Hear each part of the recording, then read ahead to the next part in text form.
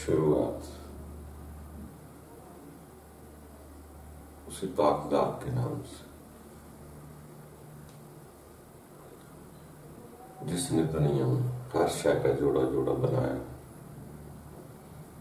गमी के साथ खुशी भी है, खुशी के साथ गमी भी है।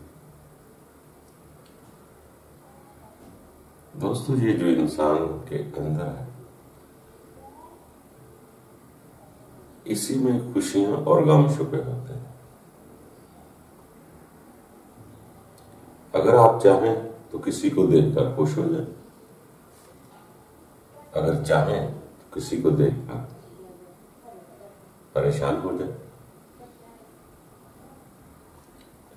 तो ये खुशियां भी इंसान के अंदर ही छुपी होती है।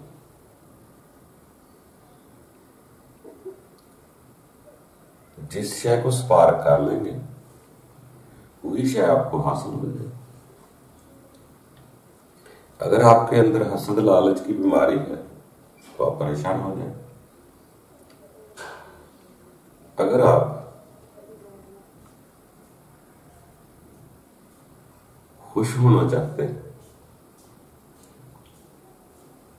तो खुशी भी हासिल कर सकते हैं। ये सब कुछ इंसान की अपनी पसंद पर है। ये इंसान खुद ही खुश होता है, खुद ही गमज़दा होता है। खुशियां क्या है, इसको हासिल करना पड़ता है। खुशियां तब मिलेंगी जब दूसरों को खुश रखेंगे।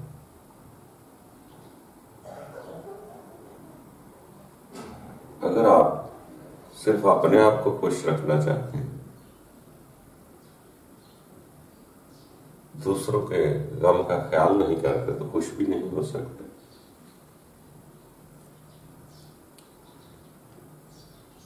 अगर दूसरों से दरगुजर करते जाएं तो खुद खुश हो जाए।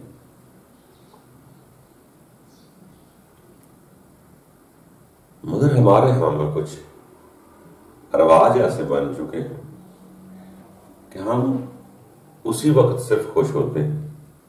कोई त्योहार हो, शादी हो, मौसम बहार हो, कोई एंजॉय कर रहे हो, सैर कर रहे हो, हम उस वक्त खुशी महसूस करते हैं।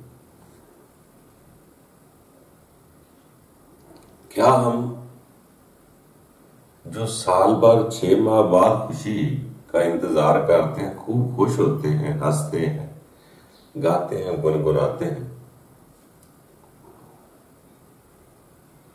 क्या वो अपने घर में खुशी हासिल नहीं कर सकते? ठीक है, हमारे हालात ऐसे हैं, हमारे घरों ने हम पर शिकंजा बांध दिया है, हम खुश होने की कोशिश करते हैं तो हम उन्हें बेवकूफ कहते हैं, बेहुदा कहते हैं, लाइल्म कहते हैं। अगर एक आदमी, एक बच्चा खुश हो रहा है तो उसे खुश होना चाहिए। उसकी खुशी को देखकर आप भी खुश हो जाए। वो जो साल बाद हम खुशी मनाते हैं बच्चे, तो हम कबूल कर लेते हैं। शादी ब्याह पर खुशी महसूस करते हैं तो हम खुशी कबूल कर लेते हैं, मगर अपने घर में उसे खुश नहीं होने देते। घर में उसे उस पर शिकंजा बांध देते हैं। वहां जाकर खुश हो जाए तो हम कबूल कर लेते हैं। घर में भी खुश हो सकते हैं हम, जब हम खुश होना चाहेंगे और घर में भी खुश हो जाएंगे। खुशी हमने खुद हासिल करनी है, खुशी हमारे अंदर है। जब हम खुश होंगे तो दूसरे को खुश रहने के लिए कहेंगे और दूसरे को खुशी पसंद करेंगे। जब हम खुद अंदर से खुशी ही नहीं, परेशान है, तो दूसरे की खुशी कैसे पसंद करेंगे?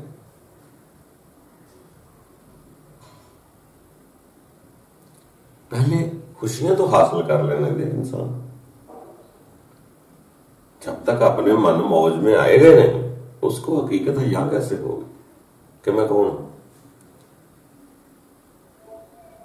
जब ये राज मिल जाता है कि खुशियां मेरे अंदर हैं, मुझे खुश होना है, जब मैं खुश रहने की आदत डाल लूंगा तो दूसरों की खुशियां पसंद करूंगा।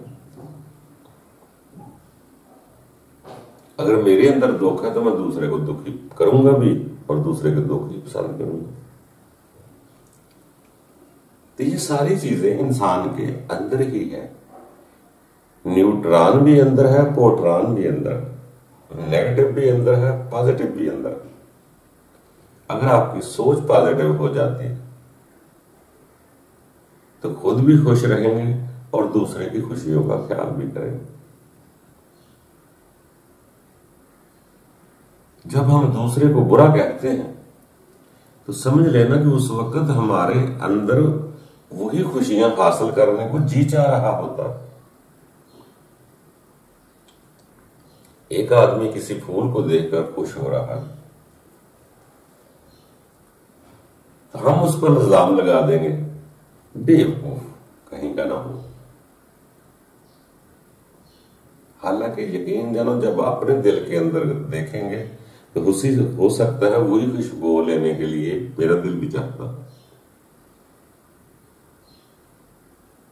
हम इल्जाम तराशी करते, दूसरे की खुशी नहीं देखते, न खुद खुश होना चाहते।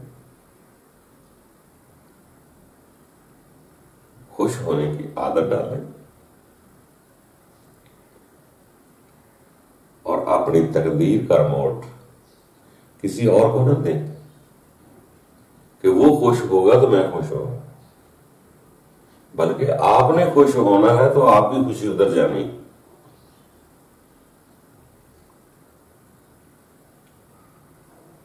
हम दूसरों के लिए फिक्रमंद ज्यादा होते हैं कि वो खुश नहीं होता, वो ठीक नहीं होता तो परेशान मैं हो जाता। अगर मैं खुश हो जाऊंगा तो एक दिन ऐसा आ जाएगा कि दूसरा भी उस खुशी को अपना लेगा। अगर ना भी बनाए तो आपने जिम्मेदारी थोड़ी ली हुई है कि आप जिम्मेदार हैं उसके।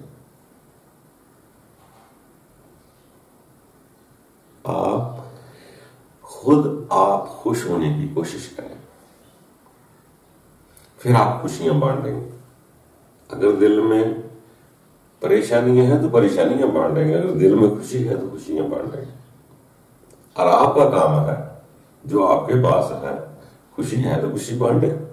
ये क्यों देखते हैं कि दूसरा खुश नहीं हो रहा? तो दोस्तों, ये जिंदगी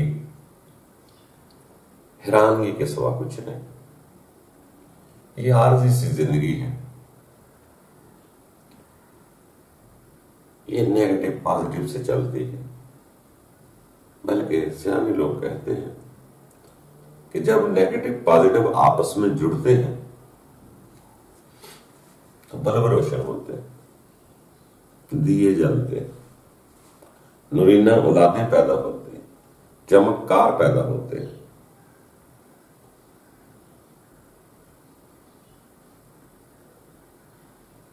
जैसे आम मशहूर है कि जो बड़े ताकतवर एटम बम बनते हैं वो भी न्यूट्रॉन प्रोटॉन से ही बनते हैं, नेगेटिव पॉजिटिव।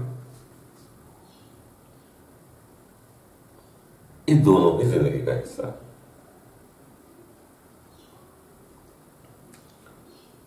आप दोनों को कुदरत का अमर समझ ले तो आप सुकून में आ सकते।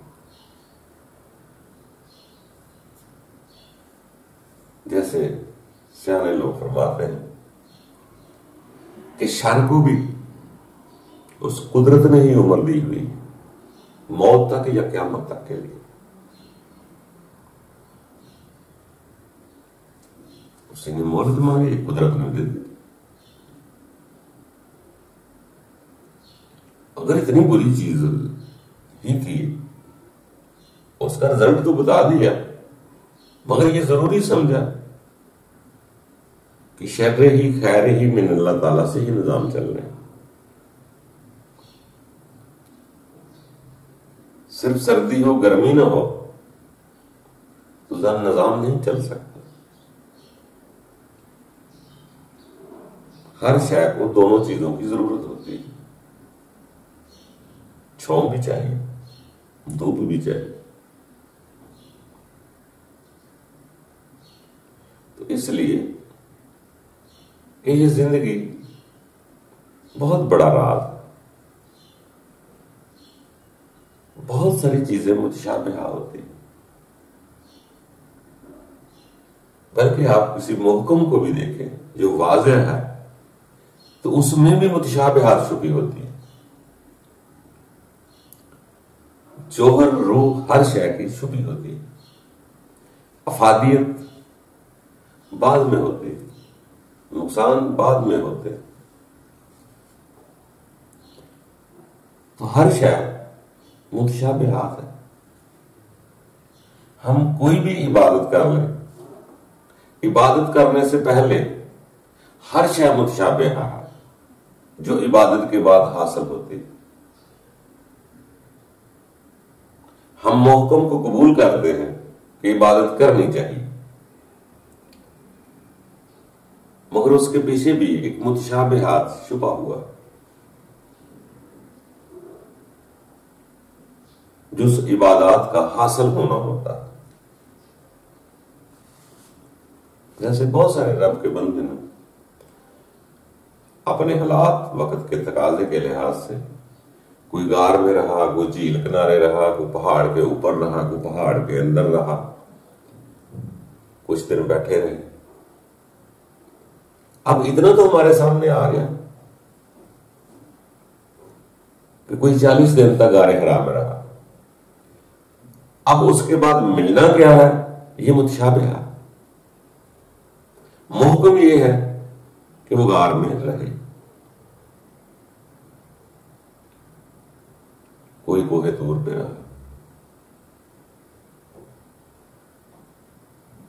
अब हमें सिर्फ मुहकमात को देखना है कि वो तन्हाई में किस जाते किबरियाई पर गौर करते थे, कैसे करते थे। अब हमें तो सिर्फ वो बात माननी है कि उन्होंने ऐसा किया था। उसका सिला जो मिलता है वो मुतशाबिहात होता है। मुहकम यही है कि उन्होंने 40 दिन रात गुजारे।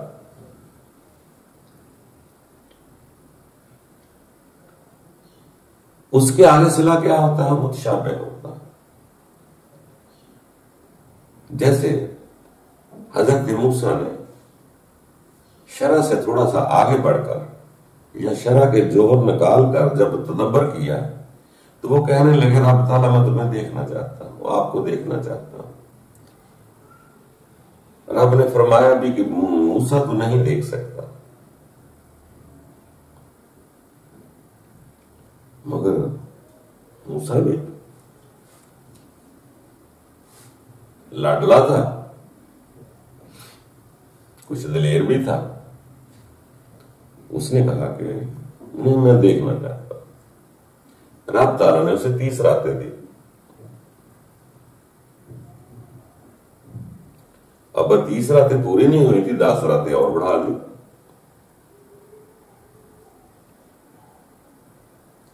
यहां तक बात मुहकमा है,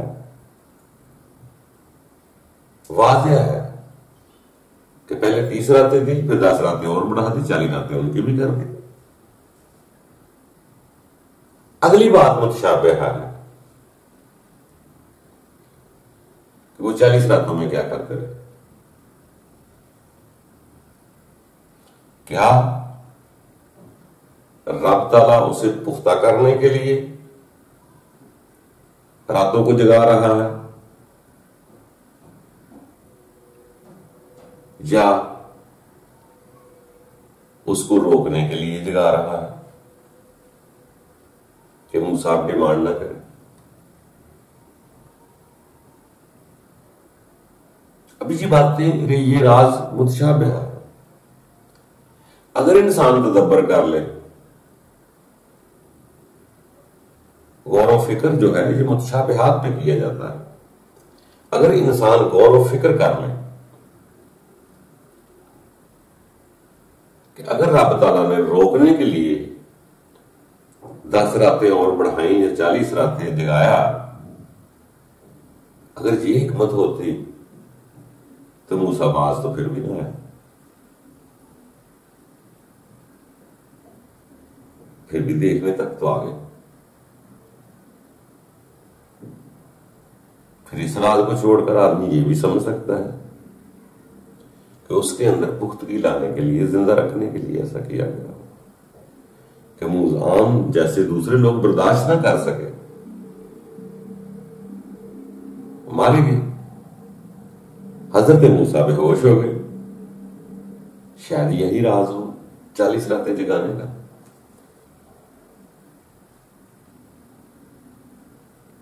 बाकी जो कोई जागेगा फिर उस रात से आगाह होगा। अभी हमें हुक्म यही है कि अंबिया ने ऐसा किया है, ये यहां तक हुक्म है। 40 जागने के बाद क्या होता है वो मुतशाबिह भी मुहकम हो जाएगा जब खुद पे गुजरे। वही छुपी हुई चीज अयां हो जाती है। जब तक छुपी हुई है मुतशाबिहात है, जब वाज़ेह हो गई वही मुहकम हो गई। तो हर शय के पीछे राज छुपे होते हैं। इबादत करो, रब की याद करो, मुहकम है करो, उसमें राज छुपे हुए हैं, उसमें राज मुतशाबिहा है। मुतशाबिहा की बात पहले नहीं कर सकता इंसान, पहले मुहकम पर ईमान लाना पड़ेगा। जब मुहकम पर ईमान ले आएगा उसके बाद जो उसको हासिल होगा वो कुछ मुतशाबिहा से राज अफशा होते हैं। अब सो बेकार कुछ नहीं, सब कुछ हमारे लिए ही है। इस जमीन और आसमान के दरमियान हर शय उसी की है। और इस दुनिया में जंगलात भी हैं, पहाड़ भी हैं, गर्मी भी है, सर्दी भी है, बर्फ भी है, शर भी है, खैर भी है, सब दुनिया उसी की है। अब सो बेकार कुछ नहीं, बस जो अगर मैं मुहकम को समझता हूं, अगर कोई मेरे सामने मुतशाबिहा की बात करे तो मैं उसको गलत कहता। इसीलिए इस फरमान है कि पहले मुतशाबिहा में ना जाओ, पहले मुहकम की तरफ आओ। मुहकम आपकी जिम्मेदारी। मुतशाबिहा में जाओगे फसाद पैदा हो जाएगा, फड्डे पैदा हो जाएंगे, झगड़े होंगे, क्योंकि जब तक मुतशाबिहा को जानते ही नहीं। अभी तो मैंने फूल देखे हैं, उसका अर्क तो मैंने निकाला ही नहीं, तो अर्क पे बहस कैसी? अभी तो जाहिर को मान रहा, बादल तो छुपा हुआ, मुतशाबिहा। वो जिसको हासिल होता है उसी के अंदर ही होता है, उसी को ही पता होता है कि मुतशाबिहात क्या है।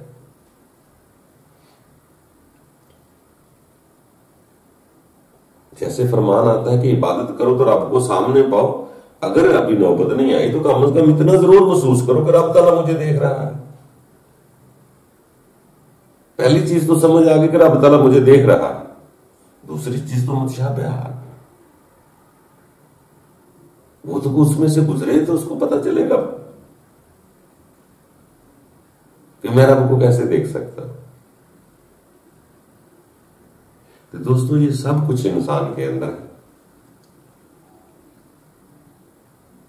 आप चाहें तो अपने अल्लाह के खास और खास बंदों की बातों की तरफ देखें, मुहकम पर अमल करें, मुतशाबिहा के राज खुद खुद खुलना शुरू हो जाए।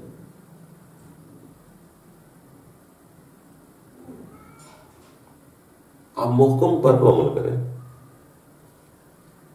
कि आप अगले जहान रब के सामने खड़े हो।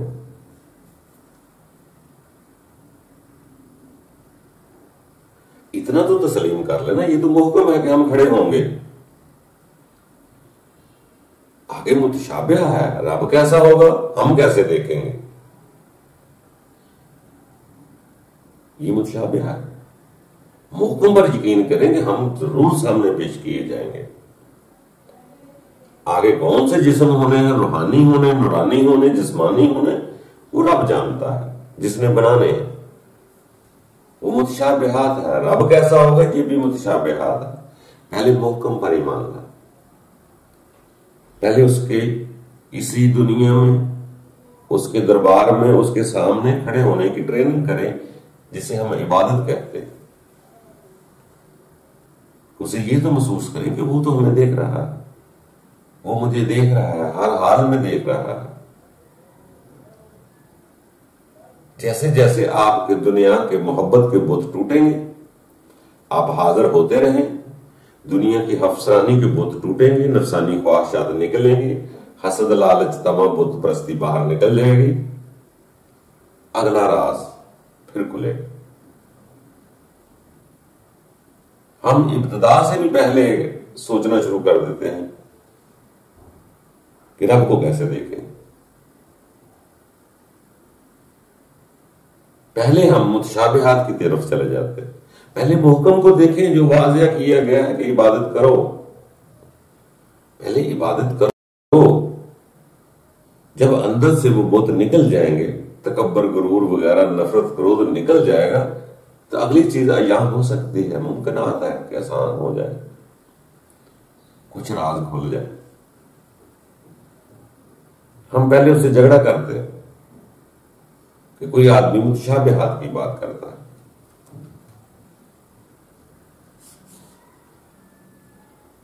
रब को देखकर माना नहीं जाता, मानने के बाद कुछ दिखाई देता है।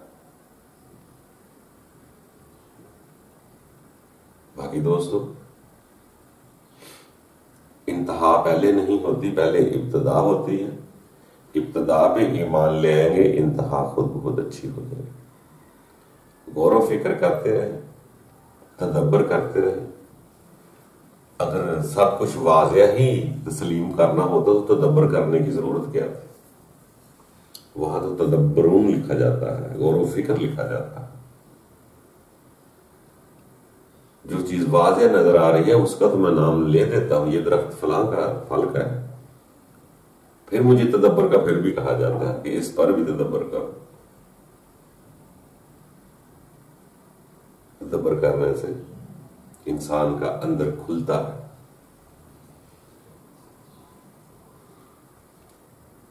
वो रूह है इंसान के अंदर जो बहुत सारी चीजें वाज़िया करती है। दोस्तों, आगे बढ़ते रहे। सुकून भी आपके दिल में है, खुशी भी आपके दिल में। पहले दुनिया से एक दूसरे से प्यार मोहब्बत करें, खुशियां हासिल करें, खुश रहें। फिर जब थक जाएंगे, फिर तन्हाई में आपकी रूह थोड़ी सी आजाद हो गई और अब रब की तरफ रजू करेंगे, फिर आपको सुकून मिल जाएगा। फिर आप खुशी से नाचे घूमे, बेशक ना। शुरू में खुश रहना सीखें, कम से कम नफरत क्रोध से तो बाहर निकले, फिर बहुत सारे राज खुलेंगे। आपको मोहब्बत में एक लुत्फ आएगा, मजा आएगा। फिर आप आगे बढ़े, फिर आप सुकून की तलाश में निकलेंगे और फिर वो सुकून फकत उसी की याद से है जिसने हमें खलक किया। उसने भी फरमाया है, बंदिया तू मेरा जिक्र कर, मैं तेरा जिक्र करूंगा। तुम मेरी मदद कर, मैं तेरी मदद करूंगा। ये रब दे राज की बातें। अल्लाह ताला हम सबको आगे बढ़ने की तौफीक अता फरमाए। किसी को बुरा ना कहें, अपनी बुराइयां दूर करें, अपने आप को खुश रखने की पहले आदत डालें, फिर खुशी पैदा दिल में हो जाएगी तो आप खुशियां बांटेंगे, सुकून दिल में हो गया तो सुकून बांटेंगे। आगे बढ़ते रहें, पूरा कोई नहीं, आगे बढ़ना है, मंजिल की तरफ जाना है। हम जहां से कहीं से आए हैं, आगे कहीं जाना है, कहां जाना है बस उसी का ही पता करना है इंसान ने, हर इंसान ने। अल्लाह ताला हम सब के लिए आसानियां पैदा करे। खुश रहा करो। अल्लाह।